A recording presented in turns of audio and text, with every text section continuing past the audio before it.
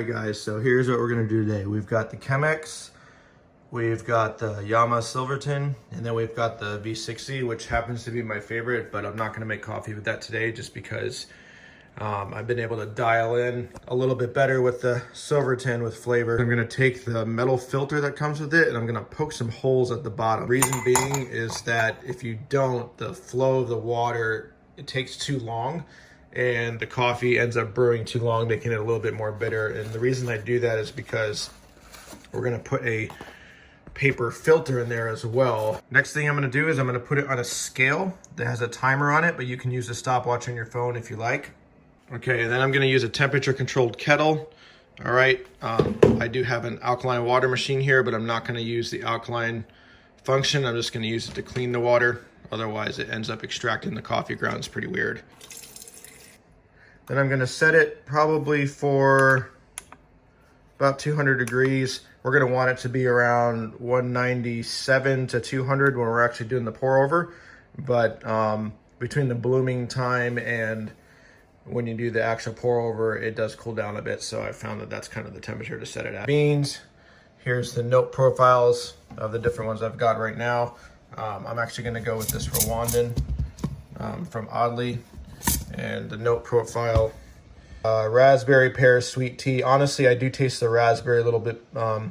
I feel like this one has a little bit more of a punch, which I'm really liking right now. I usually get my coffee and try to roast it about 7 days after the roast date. The air escapes are really good to keep everything really fresh. You can buy one on Amazon for about $30. Depending on the size of the bean, it's going to depend on how much you're going to grind. Normally, I'm going to do about 22.5 for grams. This is a little recipe here, actually from Oddly. I'm going to do 22.5 for the grams, but depending on the size of the bean, sometimes I'll go up to 23 to 25 grams for about 330 grams of water. Okay, so I poured the beans into this grinder. This is the Baratza Forte. It is the best burr grinder on the market, in my opinion. Weighed out the beans, but what I like to do is I just like to go and push. You don't need to do 5, but I'll try to do 2 grounds just to kind of get them through from the last bean. And then I'll kind of check the consistency of the grind just to see if that's what I want. All right, and so that step is more to purge the grinder of whatever beans you used last so they're not stale. Okay, so we're gonna go probably about, normally I do about 22.5, but with these beans, I'm probably gonna go about 24, and I grinded them a little bit more coarse. All right, so we'll use that. This grinder actually weighs it as you go, so that's really helpful. Then I'll take it out and I'll kind of just shake it up a bit just to kind of get it all even out in there. All right, so the temperature of the water is exactly where I want it. Then I like to just wet the paper filter. And that's gonna get the paper taste out of the coffee. So now we're gonna tear the scale up so it's at 0. All right, we're gonna get the coffee in there. I'm doing about 25 grams for this round. Now the blooming phase. I'm gonna start my timer and I'm gonna get the grounds wet to about 40 grams. And this is really important to do for about 30 to 40 seconds. I usually like to do 40 seconds. This is the blooming phase, and this is so that the oxygen can escape from the coffee beans. And by allowing this to happen, the coffee is going to lose all that bitterness, and you're going to have more of the actual flavor of the coffee be present in the entire cup. So it's very important not to skip this step. Okay, once the bloom is over, I'm going to start the pour over. Kind of simple circular motions here. I'm going to go to about 130.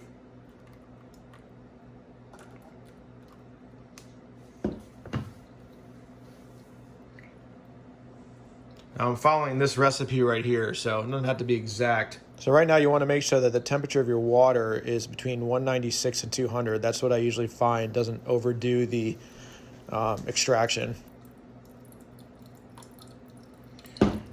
The more water that's in the filter is going to cause the flow to be slower. And so you can tell by how ground the coffee is, how fine or coarse it is, how fast it's going to be flowing. About 10 ounces of water or 330 grams of water Should take about 2 minutes and 45 seconds to 3.5 minutes if you have it at the right grind size for a single cup.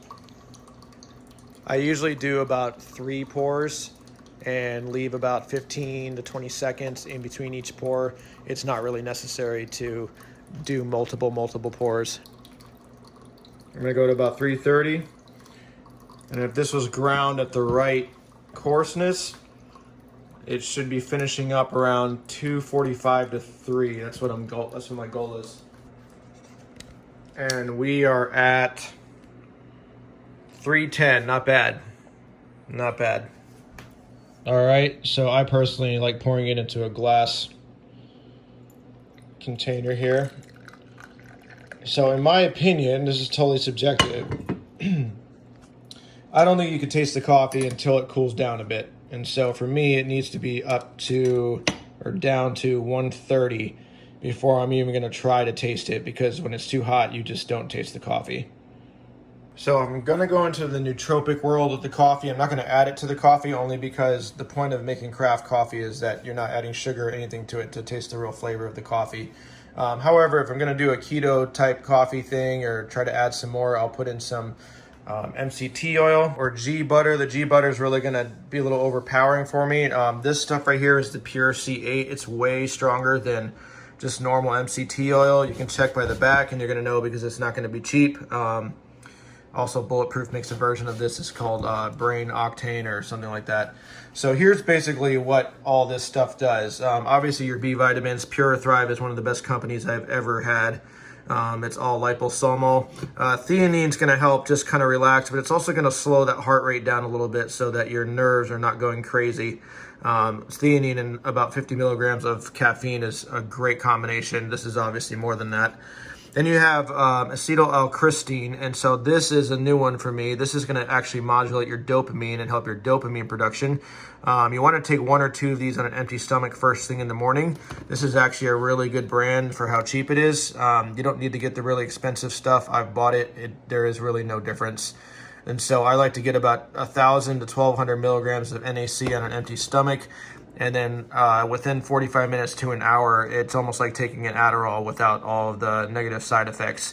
Take too much of this, though, the same thing happens. You crash later on in the day. Lion's mane is great, makes you feel really sharp. You can also overdo it. I actually personally like the liquid extract a little bit better. This is my favorite, probably of all time. It doesn't seem like a big deal, but dottera's rosemary. I'm not saying there's not other good brands out there too, but there is so much that happens with taking this, for me at least, with my memory, feeling alert, and just mentally on it. And it's really good for your body in so many ways. Sometimes I will actually add the rosemary to the coffee because it's kind of a cool little flavor thing, but not always. But these are kind of my go-to right now. As far as the nootropic side of things, you can also add in some DMAE.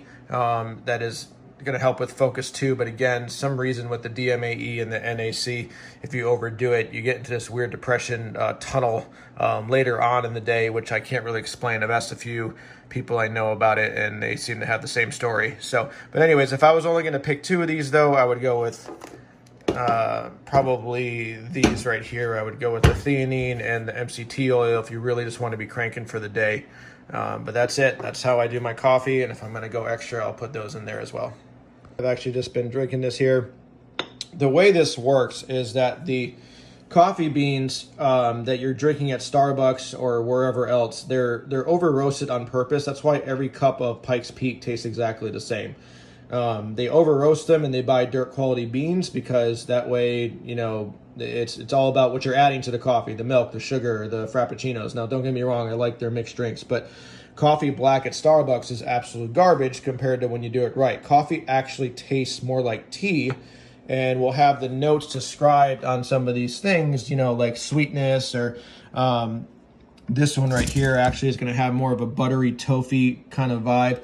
And you will taste these notes if you do it right. It really matters how many grams of water to how much coffee, and then the time that you take to brew the coffee, as if you're going to get the flavor out or if you're going to overdo it. If the coffee is brewing too long, it's going to be more bitter. You're not going to get all that flavor. If you grind the beans too coarse and it doesn't have enough time to brew, it's going to be more sour. And so the art is trying to get the perfect grind. That's why you spend a lot of money on a grinder, the perfect grind in order to get the best extraction. And right now, this cup actually tastes phenomenal. I've kind of got this down to a science with this specific bean. But then every bean has a different grind setting I've found for my grinder that works. And then every bean, sometimes it's 25 grams, sometimes it's 22. I'm talking about for a single cup serving. When I'm doing a V60 where there's no control of the water or the Chemex, it's a completely different ball game, and you pretty much got to learn from each one. But that is how it's done, folks.